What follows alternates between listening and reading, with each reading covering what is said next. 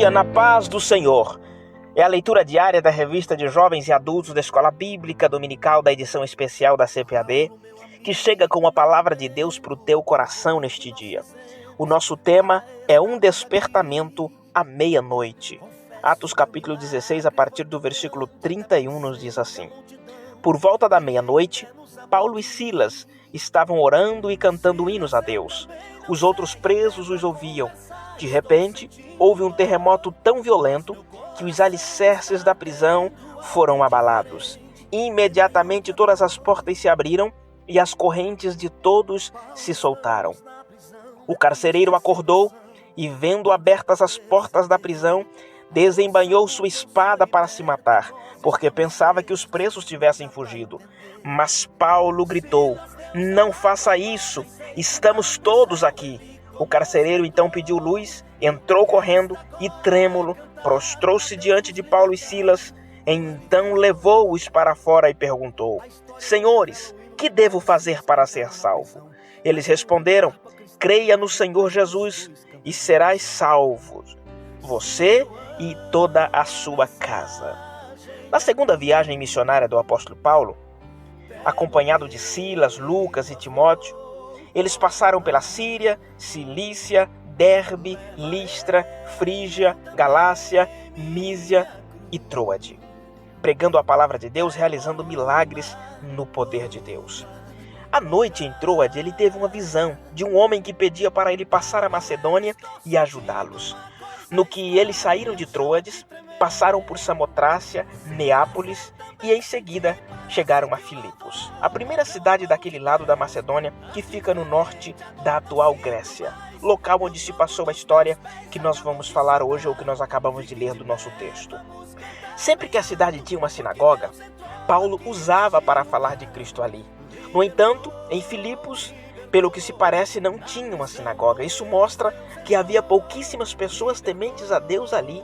Lembrando que para fundar uma sinagoga era necessário ter pelo menos 10 judeus do sexo masculino.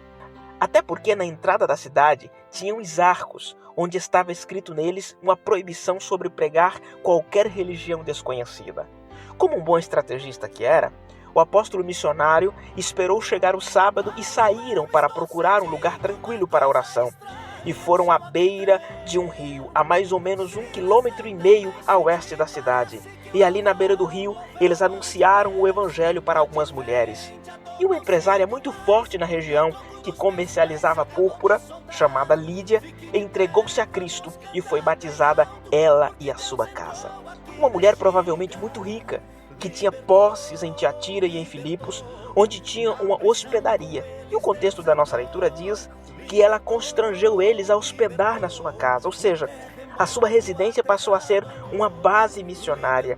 Ao sair um determinado dia para a oração à beira do rio, saiu ao encontro deles uma jovem escrava com espírito maligno de adivinhação. Sendo explorada por aproveitadores, diga-se de passagem, era uma prática muito comum no mundo grego da época. A mensagem do demônio através da jovem era uma mensagem verdadeira, era um elogio, porque dizia: estes homens que nos anunciam o caminho da salvação são servos do Deus Altíssimo.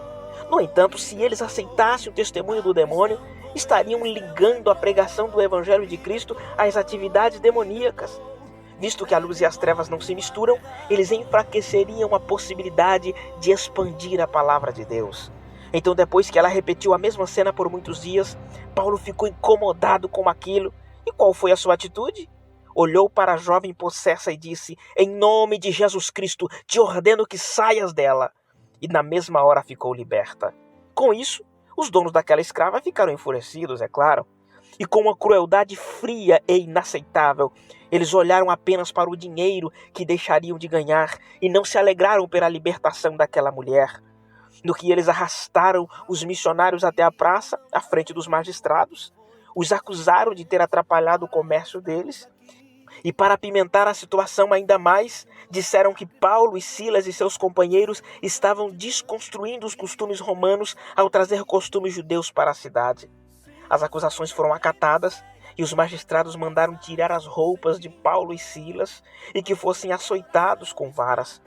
Dos demais companheiros, a Bíblia não relata o que aconteceu com eles, mas Paulo e Silas foram açoitados. E só para uma compreensão melhor, essas varas com as quais eles foram açoitados eram hastes de madeiras amarradas, parecida com o nosso conhecido cacetete, porém um pouco mais pesado. Os magistrados já traziam consigo já nos seus julgamentos. Depois de cortar as costas de Paulo e Silas com os açoites e muitos açoites, foram lançados na prisão. Talvez já por ter notícias de milagres de cristãos sendo salvos de prisões, como foi o caso de Pedro, que o carcereiro impôs a sua versão de segurança máxima. Colocaram eles numa prisão subterrânea, segurando os pés no tronco.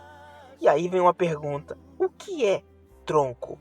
Eram 2 tábuas unidas com grampos de ferro, com espaço suficiente para caber os tornozelos.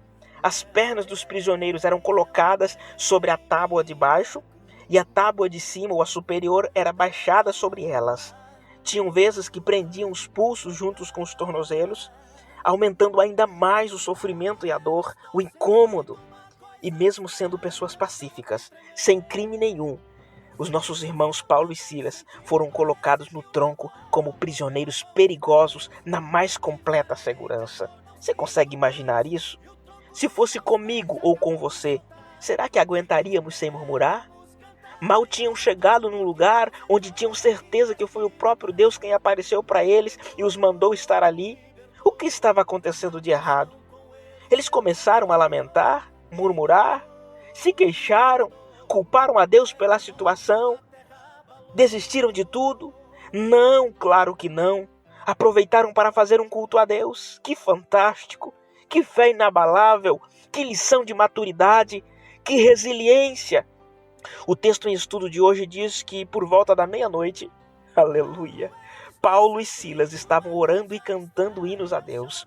Os outros presos os ouviam. Não sei se eles eram afinados para cantar ou não.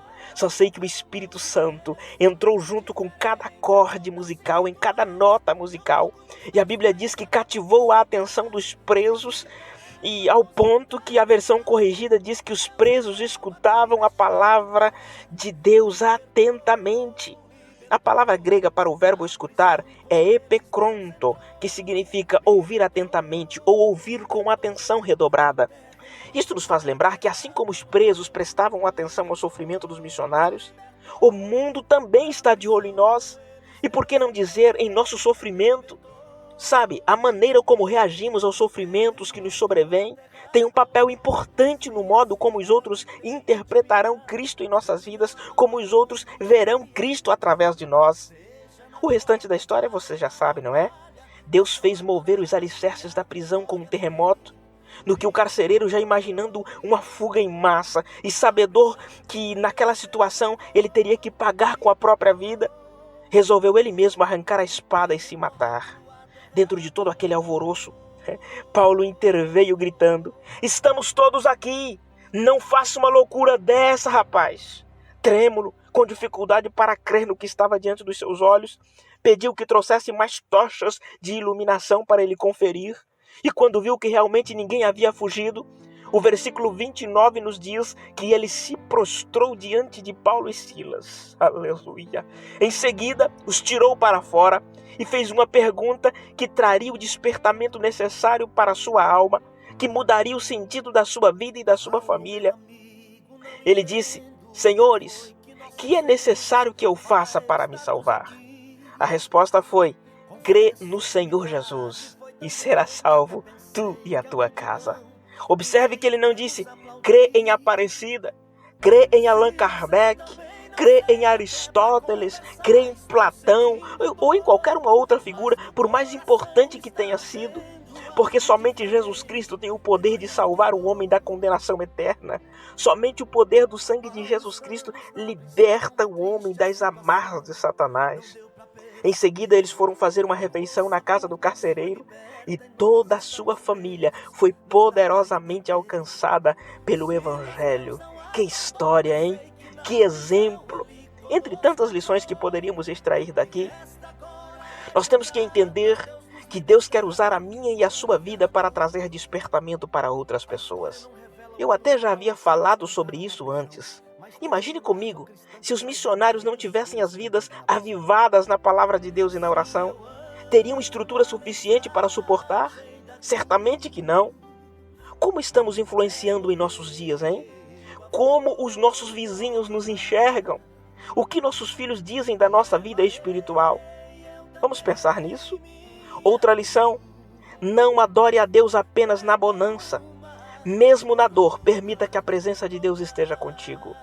E a última lição de hoje é: nem sempre o sofrimento, a luta, indica que estamos fora da vontade de Deus. Às vezes, Ele usa as adversidades, as circunstâncias, para falar conosco. Como nós estamos reagindo às situações que nos sobrevêm? Como Paulo e Silas agiram ou como os murmuradores? Que o Senhor nos dê da sua sabedoria para que nós possamos agir prudentemente. Vamos orar? Deus maravilhoso, neste momento, Senhor, nós estamos gratos por este dia e pela Tua palavra.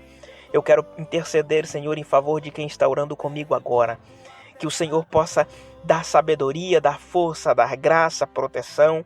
Que o Senhor possa agir no despertamento, Senhor. Que nós possamos estar despertos para anunciar a Tua palavra em qualquer momento, para independente do nível em que nós estivermos, independente da situação em que nós estivermos, nós possamos entender que a prioridade é o Teu reino, que a prioridade é a Tua vontade. Em nome de Jesus nós pedimos e nós Te agradecemos. Amém. Que Deus abençoe poderosamente a sua vida. Amanhã, se o Senhor nos permitir, nós voltaremos com a leitura diária. Fique com Deus. Um grande abraço. Libertou, libertou, na prisão com eles Deus entrou.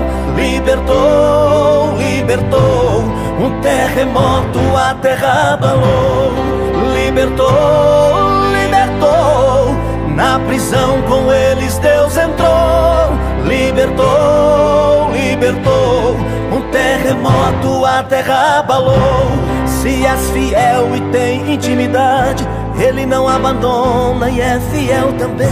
Seja na cova, vale ou na fornalha, é só adorar que a vitória vem. Libertou, libertou, na prisão com eles Deus entrou. Libertou, libertou, um terremoto a terra abalou.